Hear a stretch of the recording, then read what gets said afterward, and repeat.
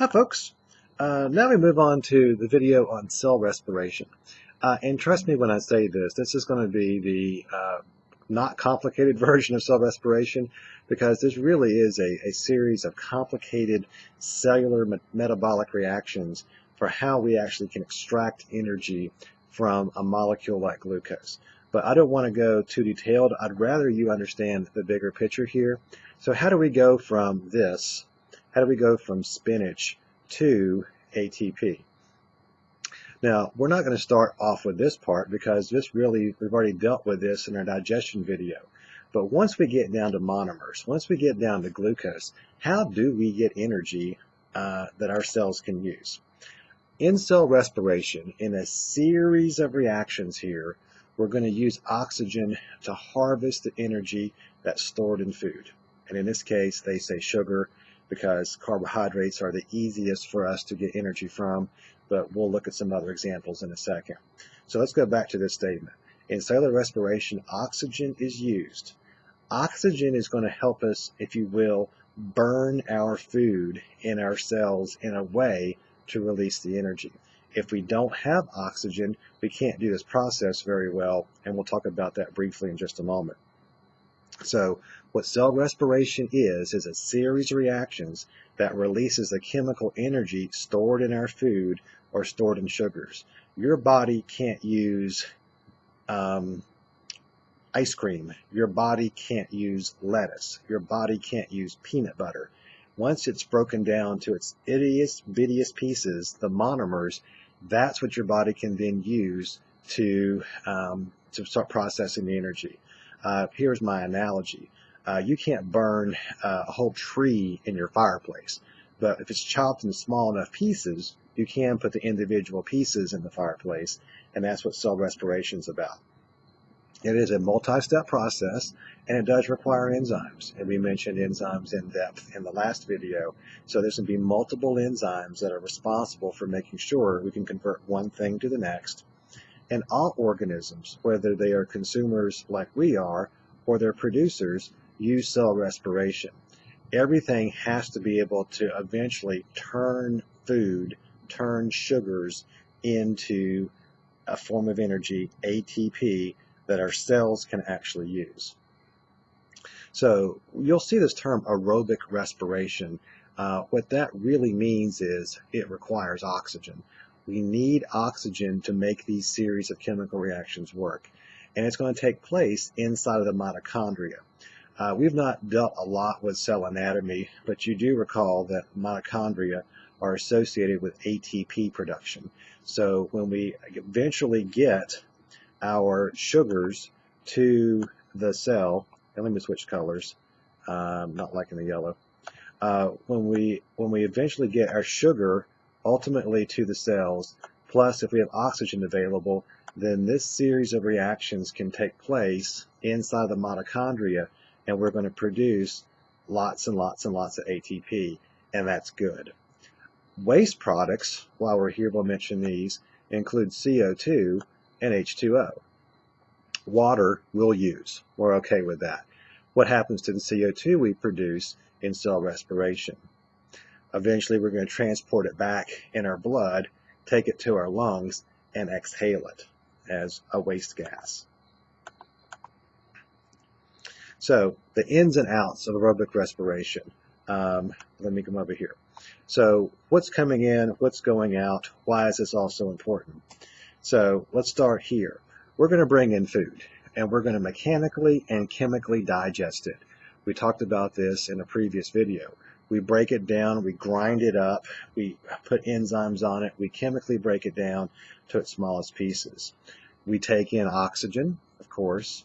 We get rid of waste gases, kind of the waste product of this process is CO2, and we expel that from the lungs. And the monomers, the basic building blocks, the basic amino acids and fatty acids and glycerol and monosaccharides, all the ultimate small pieces are going to travel through the bloodstream to the cytoplasm and then to the mitochondria to be burned in the fireplace that we call the mitochondrion. So multiple systems are actually playing a role here. The air you breathe in is important primarily to serve as the oxygen fuel that helps the reaction happen. Digestive system, of course, we have to take in the food, and the circulatory system is going to help transport gases and transport the simple monomers to our cells. Within each cell that's going to carry this reaction out, we have the mitochondria, and there's where we're ultimately going to produce the ATP. And again, I stress this over and over again.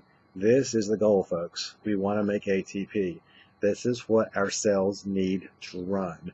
For you to do work, going back to one of our first videos, for your cells to do work, they need a form of energy. The energy stored in ATP is going to be used to do cell work. That's what we want to make. Okay, moving on. So the overall reaction, I said, boy, there's all these steps and it's really complicated. You look at that, and it doesn't look too bad. You go, well, that's not that hard. This is a summary. This is not all the intermediate parts to it, but what are the parts we have here? C6H12O6. That refers to glucose. Okay, you notice it's carbon. It's an organic molecule, but C6H12O6 is a carbohydrate plus oxygen. And don't worry about the numbers here. We're trying to balance the equation for you chemists out there. It's going to produce 6 CO2 molecules. It's going to produce water. And when you see chemical energy for work, what molecule is that? That's ATP. So that's the overall summary reaction for cell respiration. Look at that reaction closely. You're going to see it again in the future video. Just pay really close attention to what you see.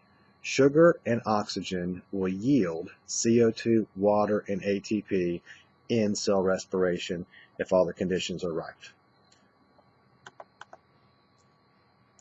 Okay, so this is the summary, and again, please don't panic. It's actually a lot of complicated reactions go into this, but what I want you to see are there's 3 main pieces to this. There's a reaction called glycolysis, and that's not my highlighter. Hang on. So glycolysis is at one series of reactions. There's a part called the Krebs cycle that happens in the mitochondria, and then something called the electron transport system that also happens in the mitochondria. But notice, again, don't sweat the details, but what do we get? We get, from this part of the reaction, a couple of ATP. Yay, that's great. But once we go through all the steps in the mitochondria, we're going to produce 36 more ATP roughly. That's a pretty big payoff. That's cool. And this is per 1 molecule of glucose. How many molecules of glucose are you going to take in if you eat an ice cream bar? Lots and lots and lots and lots. You can make a lot of ATP if you have a lot of food molecules, in this case sugar. Notice a product of this is CO2. We're going to breathe that out and get rid of it. Another requirement for the reaction is oxygen, because that makes this part of the reaction go, and we also get water. So something I want to ask you on a test, guarantee it, is what goes into cell respiration and what comes out. What goes in, and look very carefully at this, okay, what goes in, glucose goes in. Oxygen goes in, right? We said sugar and oxygen, they go in. Okay, what comes out of cell respiration? Some ATP here, some ATP here, CO2, and water. The point of cell respiration is to produce ATP. Okay, it requires oxygen. CO2 is given off as a waste product in the process. So think of the whole thing like this. Energy from your food is used to recharge the energy molecule to produce ATP. So again, let's kind of follow over here. So here's your food. This is your sandwich. This is your milkshake, whatever it is. The energy from that is used, and I'm not picking good markers tonight here. The energy is used along with ADP and P to assemble a molecule called ATP. Whoa, where'd this come from? ADP is adenosine diphosphate. It's got two phosphates with it. We need energy to attach these molecules together to form ATP. That's great. That's lovely. That's super. When your cell needs energy, it can't use food, but it can use ATP. And when it uses ATP, it's going to give off some energy to do some work, and it's going to produce ADP and P again. You take in some more food, you can then make more ATP, which you can then use to release the energy and to have ADP and P. If you understand this one piece, this will make a lot of sense. It requires energy to make bonds. You release energy when you break them. So it requires the energy from food to put phosphate onto ADP. When you break that bond, you're going to release the energy to be able to do work. So if you look at this over here, this is ATP. Okay, it's a charged molecule, a lot of energy. If it gives off its energy, then it's uncharged, and we have to recharge it. And in this case, you see, we're going to recharge it by eating the food. So your metabolism, as we mentioned before, is the sum of all of your chemical reactions. So ATP is required for these reactions to actually work. Meaning, well, let's do this first. How much ATP do cells produce and use? It's estimated that each cell is going to generate and consume approximately 10 million molecules of ATP per second. Okay, that's a lot of very active mitochondria, a lot of chemical reactions occurring very quickly. Maybe that number doesn't impress you. It impresses me. But what we would suggest then on a daily basis is we probably produce and use this many ATP molecules per day. That is a number I can't even pronounce. So it shows you how important it is that we have adequate food intake to produce ATP, because ATP is required for us to be breaking it down to do cell work. Just some examples of some things that cells do. I'm not going to go through these in detail, but this is showing you things like moving chromosomes or moving muscles or moving molecules. I'm not sure what the cow is there for, frankly. Maybe it's to produce milk. But notice here, the energy from glucose is going to be used to make ATP. ATP is going to be broken down and the energy released to do each of these cell things. And then once we use the energy, we're back to ADP and P. We eat, we use the energy, we carry out this process of cell respiration to produce more ATP so we can continue the cycle. To wrap up, I want to emphasize this one final thought here.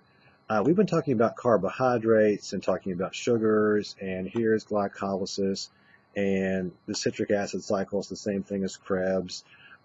This is all really, let me do this. Let me switch colors here for a second. And really all of this is technically part of cell respiration, okay? So we talk about carbohydrates and sugars, and really you have to have sugars and you're consuming them and producing energy. But also notice that fats and proteins can also enter this cycle in different places and contribute molecules for the purpose of producing energy. It's just that your body would rather not use fats and fats and proteins for that purpose. It's really set up, if you will, metabolically. Those chemical reactions are lined up to use carbohydrates as the primary energy source, but you can use fats, you can use proteins if, in fact, the carbohydrates are limited. So I don't want you to believe that you can only use sugars and only carbohydrates for energy. That's just the preferred energy source, but not the only one. Okay? Finally, I just showed this in just for fun.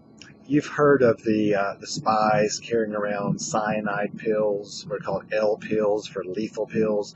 If they're trapped and they can't get out and they don't want to be tortured, they can take one of these cyanide pills, and that's supposed to kill them almost instantly. Is that really true? Yes. That is true.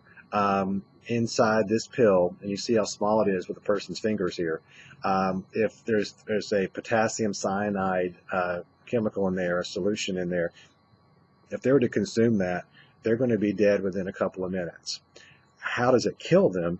It actually stops cell respiration. It stops all the energy processes in their body, and once all the ATP is used up, which will not take very long at all, a minute or two, then that's what kills them, so they can't be tortured. It's a weird way to end a video, but I thought I'd throw it in there anyway. It's a nice little trivia for you. Cyanide pills do exist. All right, thank you. That does it for this one. We'll end with photosynthesis in the next video.